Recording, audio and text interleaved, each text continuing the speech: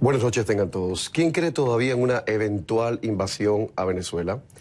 Ya sé que la pregunta habría que hacerla sobre todo en la Casa Blanca, pero este martes, justamente este martes, en el Parlamento venezolano opositor, nada pasó con el Tratado Interamericano de Asistencia Recíproca, el TIAR, un acuerdo regional de defensa militar que data de la Guerra Fría, que brindaría tal vez un marco legal a una posible intervención extranjera en Venezuela.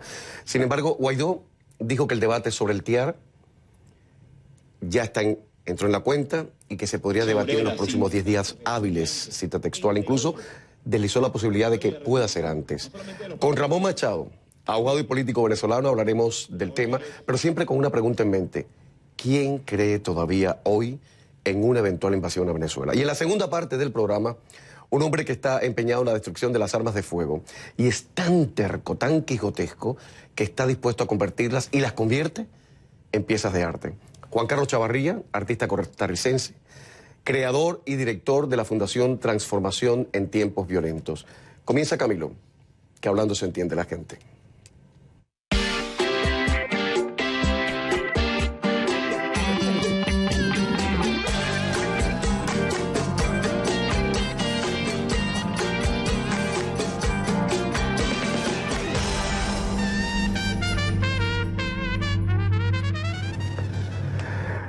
Maduro y Diosdado Cabello le piden a Bachelet que se disculpe y la oposición acordó este martes remitir a la Corte Penal Internacional el informe sobre la violación de los derechos humanos, elaborado precisamente por el Alto Comisionado de la ONU para los Derechos Humanos.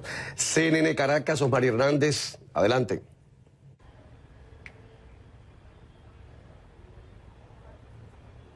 Así es, Camilo, muy buenas noches. El debate sobre el Tratado Interamericano de Asistencia Recíproca, TIAR, no fue debatido este martes en la Asamblea Nacional, como muchos se habían creado la expectativa. Sin embargo, sí entró en el punto de cuenta del Parlamento venezolano, lo cual indica que podría ser debatido en la próxima sesión del Parlamento venezolano. Lo que sí se discutió fue el informe emitido por la Alta Comisionada de las Naciones Unidas para los Derechos Humanos, Michelle Bachelet, y se decidió elevar este informe a la Corte Penal Internacional para que determine las responsabilidades del caso. También hubo espacio en el Palacio Federal Legislativo para hablar de lo que está ocurriendo en este momento en Barbados, el proceso de negociación que impulsa el Reino de Noruega entre la representación del cuestionado presidente Nicolás Maduro y la representación de Juan Guaidó. En este sentido, Guaidó no adelantó mayores detalles, sí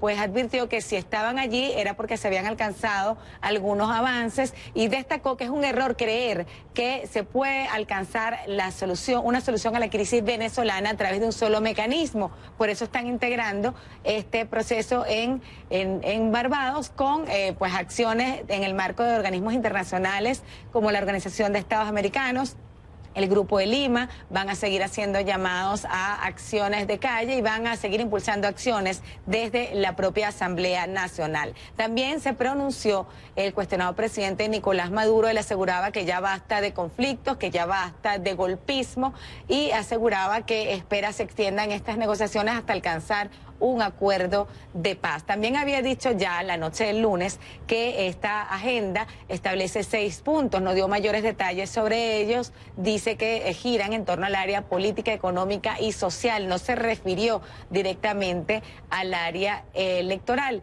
como si 2 fuentes cercanas a Juan Guaidó habían confirmado a CNN que existía una propuesta comicial sobre la mesa sin especificar de qué tipo de elecciones estarían hablando. Es importante destacar que desde el Reino de Noruega se le ha exigido a los voceros, a los participantes, que mantengan la mayor prudencia sobre el tema para evitar que cualquier palabra inoportuna pudiera afectar estas negociaciones tan delicadas que estarían gestándose en Barbados. Camilo.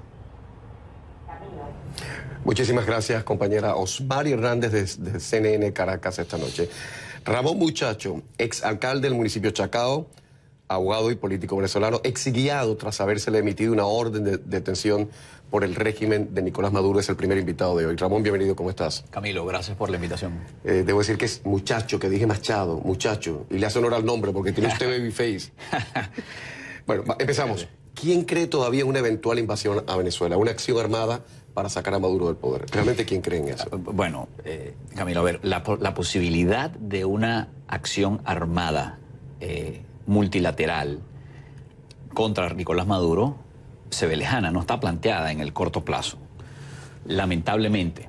¿Por qué digo lamentablemente? Porque aunque nadie quiere las salidas de fuerza y a nadie le gusta la violencia, a uno no le gusta la violencia en los países ajenos, mucho menos en el propio.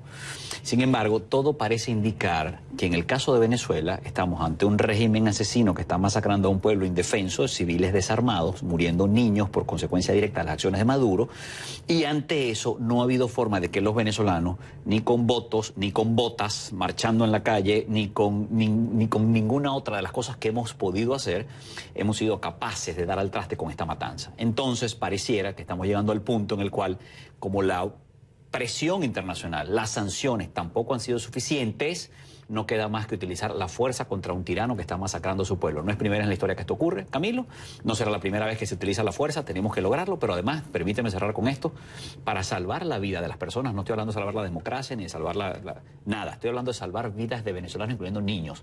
Para eso es legítimo el uso de la fuerza. A esta altura del partido, con lo que está pasando en Venezuela, con lo que debería haber pasado ya, ¿hasta qué punto el Tratado Interamericano de Asistencia Recíproca, el TIAR, podría garantizar un marco legal para una posible intervención extranjera en Venezuela? Mira, lo primero, tú comienzas diciendo a estas alturas, y eso es muy importante, Camilo, a estas alturas del proceso, porque ya han pasado muchas cosas, no estamos en el primer inning del juego de béisbol. Estamos muy avanzados ya y ya ha habido muchos muertos, ya tenemos muchos muertos acumulados. Hay muchos muertos. Es decir, ya cualquier solución que logremos ya llegó tarde para miles, para decenas de miles de venezolanos que murieron, o para venezolanos, millones que tuvieron que emigrar a pie por Latinoamérica, para empresas y negocios que quedaron devastados, para miles de cosas que se han perdido. Pero bueno, aún así tenemos la obligación de actuar. Tú me preguntas por el TIAR, fíjate.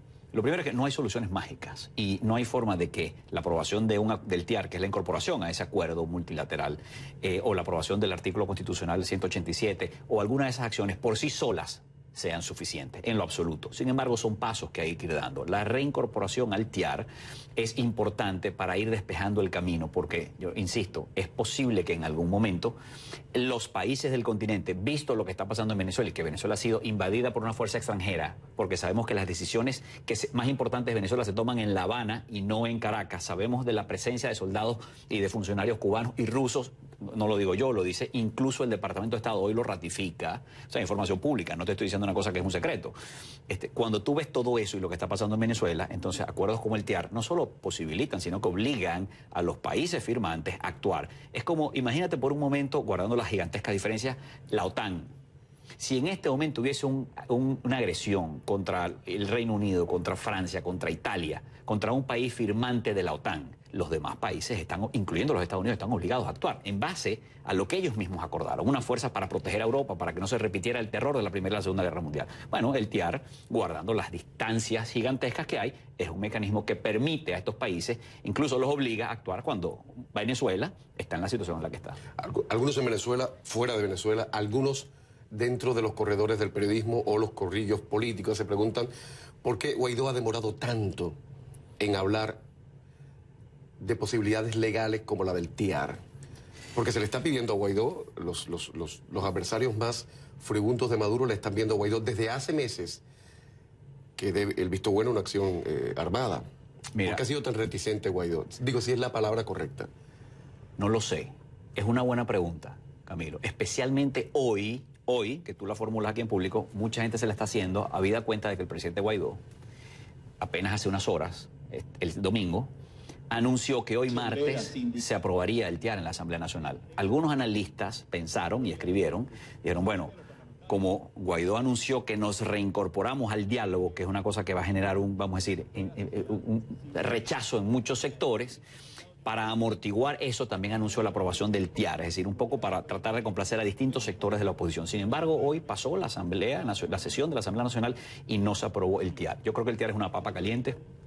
Yo creo que el gobierno, es lo que yo entiendo, el régimen de Nicolás Maduro ha amenazado a Juan Guaidó y a los diputados de la oposición que hacen vida en la Asamblea Nacional, a los que todavía están en Venezuela, porque hay más de 20 que están o exiliados o en embajadas o en la clandestinidad, yo entiendo que los ha amenazado personalmente y directamente sobre las consecuencias que tendría para ellos la aprobación del TIAR. Y creo que ese es un elemento que está jugando aquí. Ojo, esto que estoy diciendo no es información claro. oficial, es mi percepción más la información que yo recojo aquí y allá. Para el gobierno, para el régimen de Maduro, parece ser muy delicado el tema del TIAR. Le dan tanta importancia, Camilo, que yo creo que nosotros también deberíamos darle un poco más importancia. Un analista muy sesudo, muy sesudo, dice que el tema del TIAR podría funcionar como un destroyer en las negociaciones de Barbados.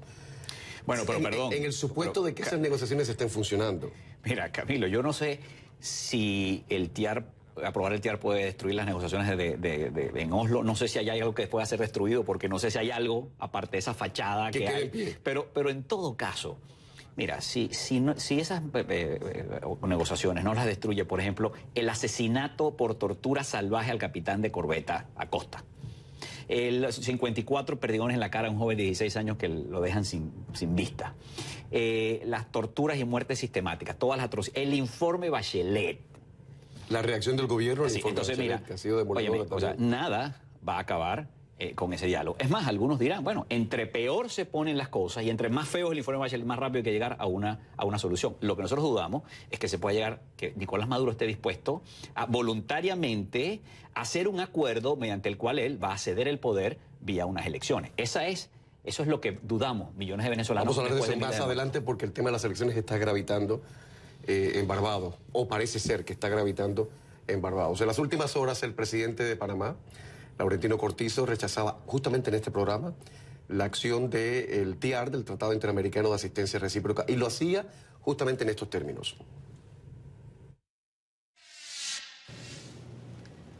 Respeto la posición del presidente Guaidó,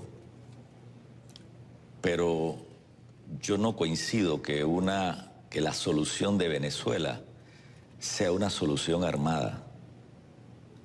Yo sí siento, y lo digo con toda sinceridad, que los tiempos en este momento son los tiempos apropiados para llegar a una solución integral, negociada y democrática, que incluye y pasa por un gobierno provisional y fecha para unas elecciones democráticas. Y no estoy hablando de mucho tiempo, aquí podemos estar hablando finales de año, principio del año 2020. Ramón, muchacho, ¿qué hace pensar al presidente Cortizo en términos tan optimistas, tan positivos? Mira, no lo sé, Camilo, pero a ver, yo trato de ponerme en los zapatos de los presidentes y los cancilleres de Latinoamérica. Obviamente es muy difícil cuando apoyar el uso de la fuerza contra Maduro cuando tú estás llamado a enviar tropas, cosa que nadie quiere hacer, y es comprensible que los presidentes no quieran enviar a sus muchachos a resolver el problema de Venezuela. Ahora, a personas como el presidente de Panamá, yo le diría, David, da cuenta de que la peor parte de esta crisis la estamos llevando los venezolanos, somos quien más estamos sufriendo, pedirle a él, que él, junto al pueblo panameño, también se abran para seguir recibiendo a la migración venezolana, que con toda seguridad seguirá llegando a Panamá y a todos los países del continente, para salvar su vida de la tragedia humanitaria en Venezuela. Bueno, hay más de 200.000, pero hay que pedirles a ellos, porque nunca lo que puedan vivir los panameños y lo que pueda sufrir ese país y esa economía por la llegada desordenada de inmigrantes venezolanos va a ser comparable con lo que estamos sufriendo los venezolanos. Entonces, a estos presidentes que parece, fíjate, él dice, los tiempos son adecuados. No, yo estoy en absoluto desacuerdo. Aquí se murió un montón de gente y todavía no tenemos a la vista una salida y una solución. Aquí los tiempos no son adecuados. Pero en todo caso, como el tiempo va corriendo, por lo menos uno esperaría que estos presidentes que no están dispuestos a mandar tropas, cosa que entiendo, no tiene justificación eso, pero tiene explicación, la entiendo, bueno, que por lo menos sean más abiertos, desde Panamá hasta Argentina, pasando por Chile, Ecuador, Bolivia y Colombia, todos esos países abiertos a recibir a los venezolanos, que repito, somos las víctimas. Aquí las víctimas somos los venezolanos, no son los panameños, no son los colombianos, no son esos gobiernos. Ellos son los llamados a ayudarnos a resolver la crisis que hay en Venezuela. En todo caso, datos que estarían también gravitando sobre el presidente Cortizo cuando dijo lo que dijo en este programa. Panamá fue invadido por Estados Unidos en el año 1989, recordaremos, para sacar del poder al exdictador Noriega, que murió en 2017. Todo eso se saldó con 500 muertos, aunque algunos hablan de miles. Yo he estado en Panamá varias veces, he estado en El Chorrillo.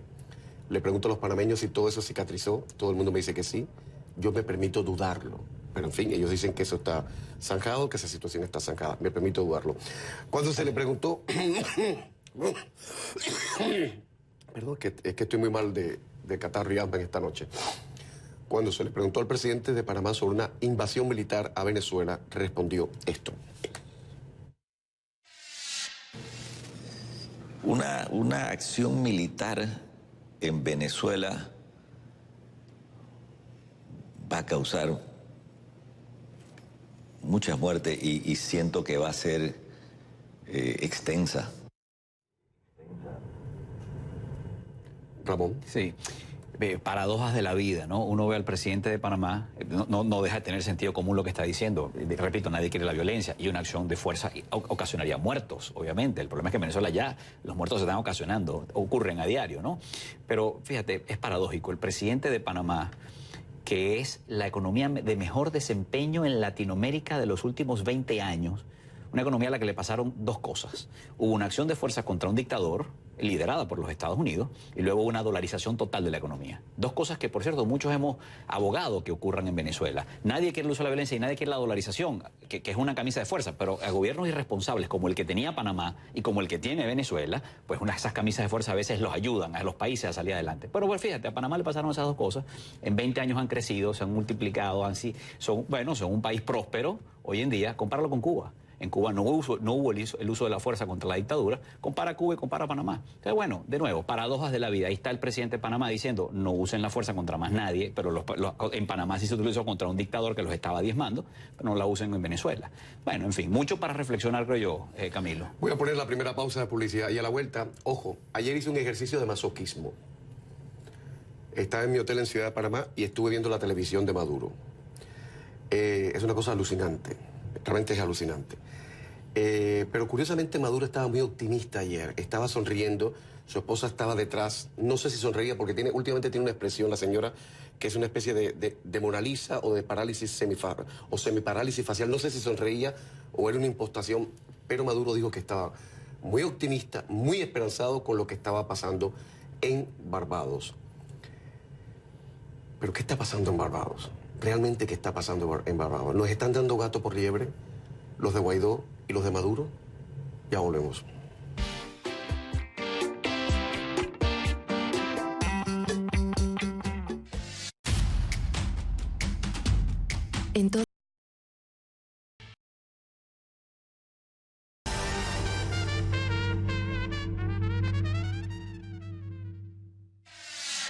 Los temas de la oposición no me meto. Ellos tienen grandes contradicciones. Y ya hoy en la mesa de diálogo de Barbados, auspiciada por el gobierno de Noruega, hemos puesto sobre la mesa nuestra protesta por, algún lenguaje destemplado, algunas mentiras que se han informado de algunos sectores de la oposición. Esperemos que corrijan rápidamente y la mesa de diálogo en Barbados, auspiciado por Noruega, se siga consolidando porque ese es el camino de Venezuela. Ponerle fin a la tragedia que estamos viviendo y enrumbarnos hacia el cambio, hacia la transformación de Venezuela. Es parte de la conversación generalmente. Como ustedes lo saben, ¿cuál es nuestra agenda? Cese de la usurpación, gobierno de transición y elecciones libres. Es decir, es parte de nuestra agenda no desde hoy, ni desde cualquier tipo de mediación, facilitación, en el caso del Grupo Internacional de Contacto, cualquier otro espacio. Es parte inicial de nuestra agenda. Porque estamos hablando precisamente entonces del cese de la usurpación, el gobierno de transición y de nuevo ponerle fin a esta tragedia. Por favor, observaron la expresión de la señora de Maduro, lo que les decía, que no se sabe si está sonriendo, si es la que estaba en su extremo derecho para ustedes, Cilia Flores. Ramón, no entiendo aquí algo. Primero, el señor Guaidó, el presidente encargado, reitera el discurso que ha traído en el último año, exactamente con las mismas palabras, como si no hubiera pasado nada en Noruega y como si no estuviese pasando nada en Barbados. Maduro, por su lado, reitera las bravuconadas y las insolencias como si no estuviesen negociando. Yo me pregunto, Si usted y yo estamos negociando, yo creo que lo mejor es que cada uno estemos callados frente a la prensa, porque así negocian los caballeros. Así es. Parece que en Venezuela eso no se entiende. Bueno, una de las cosas que ha... Por las dos partes, estoy hablando de oposición y de presidente. Es usual de parte del régimen de Nicolás Maduro que cuando está en conversaciones privadas, las hace públicas a su conveniencia y además hace públicas las partes que quiere. Pero así torpedea la negociación. ¿No? Absolutamente, ha pasado muchas veces en el pasado. Ya esta película la hemos visto varias veces. Esta vez pareciera que Maduro está aguantándose un poquito más por ahora para lograr sentar a la oposición y mantenerla allí sentada un tiempo y unos días. Sí, fíjate, lo que ocurre con esta negociación, que el problema es que en verdad no hay una negociación, porque el gobierno nunca ha estado dispuesto a negociar. Ellos tienen una lógica criminal que es distinta a la lógica política. Si tuvieran lógica política estarían sentados negociando, pero su lógica es criminal. Entonces lo que están tratando es de ganar tiempo. Ahora, en ese proceso, una vez que se sientan las partes, ya Maduro comienza a ganar. Primero en la oposición ocurre un fenómeno que la oposición se divide en torno a la posibilidad o no de negociar y eso le empieza a desgastar, empieza un proceso que es muy duro para la oposición. Pero adicionalmente a eso, en el momento que se sientan, Maduro logra poner en stand-by nuevas sanciones. Maduro tiene aquí varios objetivos. Uno es desmontar las sanciones ya impuestas, ese es difícil, y el otro es retrasar nuevas sanciones. Europa y algunos otros países democráticos parecen haber asomado la posibilidad de que irán con nuevas sanciones. Han sido muy reticentes, les ha costado mucho sancionar a Maduro. Han dicho, si estas conversaciones no llegan a un acuerdo, vamos con más sanciones. Maduro gana tiempo para evitar esas nuevas sanciones. Es decir, sentarse a conversar tiene efectos beneficiosos inmediatos. ¿Y si se baja con elecciones, con convocatoria de elecciones, para evitar otras sanciones? Oye, eso sería un milagro. O sea, si allí se pudiera acordar una elección democrática es una elección donde todos los candidatos opositores pueden participar, especialmente Juan Guaidó, que sería nuestro candidato, donde todos los venezolanos podemos votar, incluso los que estamos afuera, donde hay las garantías, es decir, una elección democrática. Si hubiese una elección democrática, Camilo, sería un milagro. Yo creo que eso es imposible con Maduro en el poder, pero vamos a suponer que eso se lograra. Bueno, no podríamos pedir más. Eso sería la solución a la crisis política venezolana. Ahora, ¿es posible sentarse con esta banda criminal y en una mesa de negociación y acordar unas elecciones democráticas y que además ellos lo cumplan? Yo considero que no. O sea, Ramón Muchacho está en contra de la negociación. Bueno, pero es que, no, ya va. El drama que nosotros tenemos es que no ha habido, ni hay, ni habrá negociación porque el régimen, la naturaleza criminal del régimen lo impide. O sea, el problema en Venezuela es que no hay negociación, ni hay posibilidad de que tengamos una. Y lo que hay es que abrir los ojos. No es que estemos en contra de la negociación, es que queremos negociación y no ha sido posible en los años y tampoco lo es ahora, Camilo, porque tú no puedes resolver negociando las cosas que solo se resuelven mediante el uso de la fuerza. Por eso ¿por qué existen las policías en el mundo? ¿Por qué existen los ejércitos? ¿Por qué existe el uso legítimo de la fuerza? Bueno, porque hay gente mala que está armada y usa la fuerza y hay que combatirla con fuerza. Esta banda que desgobierna Venezuela solo sale mediante el uso de la fuerza. Entonces, todos estos intentos de supuestos diálogos y negociaciones, en verdad no lo son, ojalá lo fueran. Si en Venezuela hubiera una negociación, ya hubiera habido un acuerdo, hubiéramos destrancado este juego, como lo hacen los países civilizados. Venezuela perdió esa oportunidad. En Venezuela eso no es posible en este momento, lamentablemente. Camilo, tardará un tiempo en que lo entiendan algunos que todavía no lo entienden. Entre más tiempo tardemos en comprenderlo y en tomar las acciones que tenemos que tomar, más muertos se irán acumulando. Bueno, en ese ejercicio de masoquismo intelectual que les hablaba yo, que hice en Ciudad de Panamá en las últimas horas, viendo la televisión de Maduro, Maduro respondió, había una especie de rueda de prensa donde preguntaron solamente los periodistas oficialistas, únicamente. Una periodista oficialista le preguntó por qué decía él que estaba tan optimista, tan esperanzado. Maduro no respondió nada sustantivo. Por lo menos yo no entendí lo que dijo. La periodista volvió a insistir, pero presidente, ¿por qué está tan optimista? Él echó un cuento ahí chino, no se entendió nada. Desde las trincheras respectivas, cada quien dice lo suyo. Vuelvo a repreguntar con el tema de las posibles elecciones. En esa agenda de 6 puntos de la que ha hablado Maduro, sobre todo Maduro, que ha vendido al mundo la agenda de los 6 puntos, ¿está todo el drama nacional venezolano? ¿En la mesa de negociación? ¿Con esos 6 puntos de la agenda? Allí en esos 6 puntos lo que presumimos es que están unos puntos básicos sobre los cuales hay que acordarse para lograr una salida pacífica y negociada en Venezuela. Es muy difícil que se logre ese acuerdo, pero son los puntos que están allí. Y esos puntos tienen entre los principales La oposición ha llevado el cese de la usurpación, cosa que considero bastante difícil que Maduro voluntariamente la acepte. Está el tema de las elecciones en el tapete. La oposición ha pedido elecciones presidenciales democráticas con garantías. Probablemente el gobierno diga sí queremos elecciones, pero de Asamblea Nacional, queremos unas elecciones parlamentarias para renovar el Parlamento, que el propio Maduro devastó, metiendo presos y persiguiendo a los diputados. Y un tema que está en la mesa, que es el que lleva a Maduro, es levantar las sanciones. Maduro espera y aspira que la oposición le firme un acuerdo en donde se levanten las sanciones. Pero tendrá que dar pesan algo a cambio, Ramón. Bueno, tendrá que dar algo a cambio y él esperará salir dando muy poco a cambio. Por ejemplo, liberando presos políticos, porque Maduro libera 2 presos políticos y al día siguiente mete 3. Igual que Daniel Ortega, eso no tiene sentido. Claro. Así es, entonces él puede a lo mejor... mira, Maduro está dispuesto a ceder en un montón de cosas. Si Maduro mañana le piden elecciones para la Asamblea Nacional, las hace. Si le piden elecciones a alcaldes y gobernadores, puede ceder. Maduro puede ceder en muchas cosas, menos en abandonar el poder. Ni abandonarlo de una vez mediante una renuncia, mediante una negociación y tampoco mediante unas elecciones democráticas. Eso es lo único que Maduro no está dispuesto a ceder. De ahí para abajo le está dispuesto a ceder cosas concretas a cambio de que le levanten sanciones. Absolutamente, claro que sí. Lo que no puede ceder es el poder. Ramón, muchacho, muchísimas gracias. Gracias, Camilo. Muchísimas gracias. Datos. Ha habido otros intentos de diálogo que fracasaron. En 2014 uno, tras las protestas terribles, tras las masacres terribles, y otro en 2017 en República Dominicana, que fue una auténtica farsa. Mi pregunta es, ¿por qué Maduro está tan optimista en estos momentos? ¿Nos están vendiendo gato por liebre? Pensemos eso. Estamos de vuelta enseguida.